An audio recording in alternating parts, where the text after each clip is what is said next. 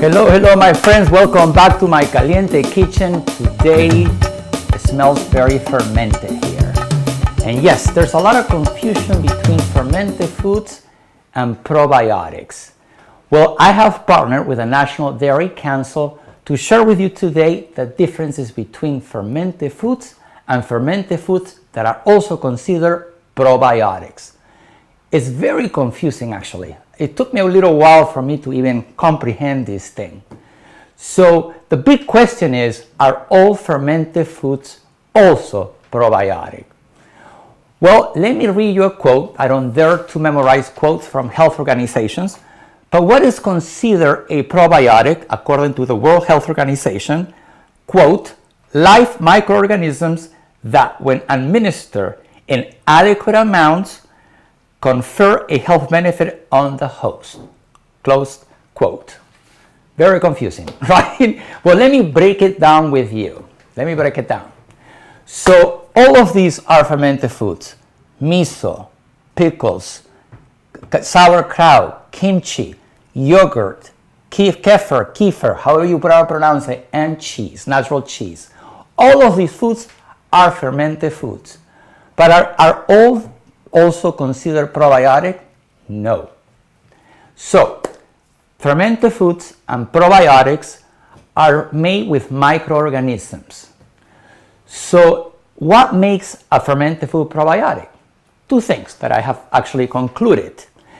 One is that it needs to have enough microorganisms, enough live cultures that have been tested to provide health benefits or recognize a strain associated with a health benefit. So these foods may have microorganisms, but that doesn't mean they are probiotic. Now, give you an example to break it down even easier, because it's confusing. Yogurt, okay? Some yogurt, for example, tells you the strain, like bacterial 12, or even they give you the live cultures of the good bacteria, lactobacillus, Staphylococcus. Like, give you an example, this yogurt here that I have, it gives me a list of the cultures: Bulgaricus, Thermophilus, Acidophilus. All of these live cultures have been tested to provide health benefits. Same thing with kefir. So they will provide a list of strains or live cultures. If they just tell you they're fermented and they have microorganisms, that doesn't mean they are probiotic. Now, I hope you understood that now, because again, like I said, it's very confusing. Now, don't take me wrong, fermented foods and probiotics may play a good role on your health. I'm not saying the fermented foods are not good for you, but they cannot be called probiotic.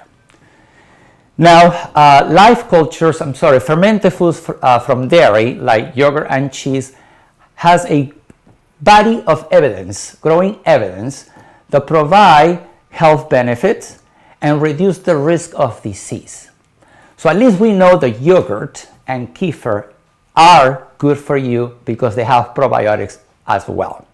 All right, so now that we have that, make that clear, let's make a recipe that I love, and a lot of my clients love this recipe because not only they're made with probiotics, it actually is easy to make, and it can be a perfect breakfast for the week. And you can make this in advance for the entire week, or can it be even used as a snack? I love this recipe. So what we have here, and we're going to show you the recipe card, but what we have here is Greek yogurt. And then I'm going to add actually milk.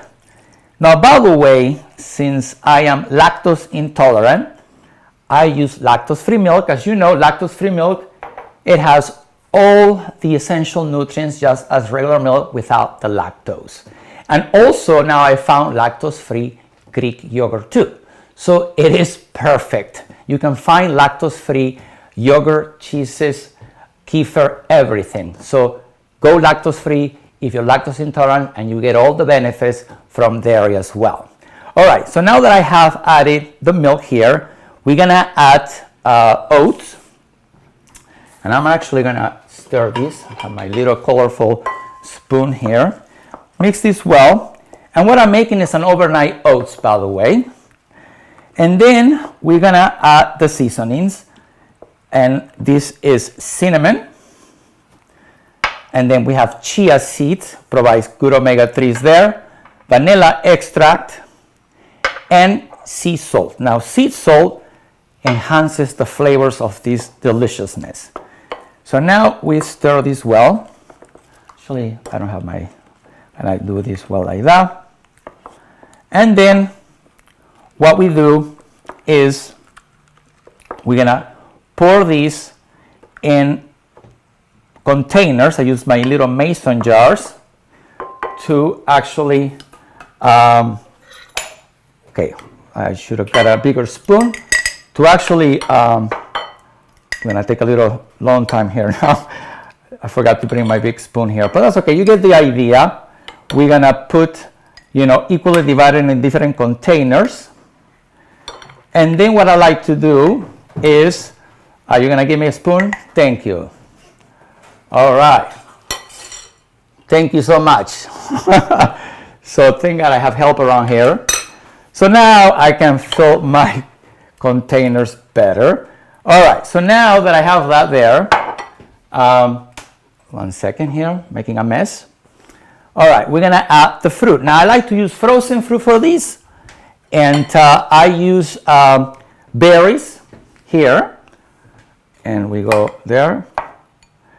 And this is something spectacular because once you have done this and you fill out the other one the same way, and then you can add mango and just close this, and this becomes your overnight oats. You refrigerate these for 4 to 6 hours overnight, and this will be ready to be eaten, and it's quite delicious, and you can make several for the week. I mean, I normally make about 5 of these. I either, like I said, I eat these before I exercise in the mornings, or I use it as a snack, or it can be your breakfast as well. Now, I hope you have enjoyed today's topic about fermented foods and probiotics. If you need more information about probiotics and fermented foods, visit usdairy.com. Okay, my friends, thank you so much. And remember, I am across social media in English and Spanish. And if you want to learn more about myself, visit manuelvillacorta.com. Until next time.